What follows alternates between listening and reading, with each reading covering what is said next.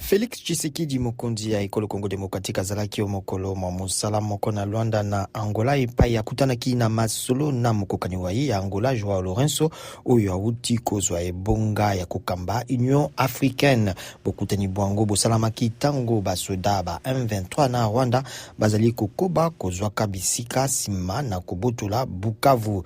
Ndako ya mosala ya mokonzi ya Angola elobi ezalaki mobembo mwa ngonga moke pe masolo mango mazalaki pona bitumba biye batumuki ba M23 bazali kosala na lisungili ya Rwanda na est ya RDC.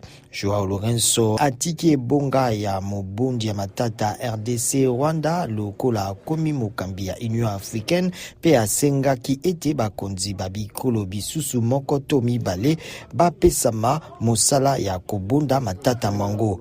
Ministre ya mambi ya bapaya ya Angola Tete Antonio aibisaki bapandisango Président Félix Tshisekedi akoya na Angola po na botalami ya makambo mazali koleka asika na ekolo Congo Démocratique.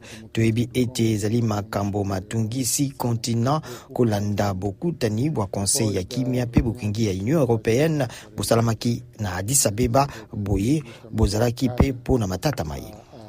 Nzuka nde ezali lotomo komona nini ekoya sima ekozala pona kozwa yano ya makambo maye moto nyonso ayebi ete ezali matata pe kotungisa continent pe mingi penza bongo pona baye bazali na mokumba kati ya makambo maye mango mokote kasi pe pona lokumu ya mabongisi maye mazali Union Africaine eye ekamba misika na mokonzi ya mboka.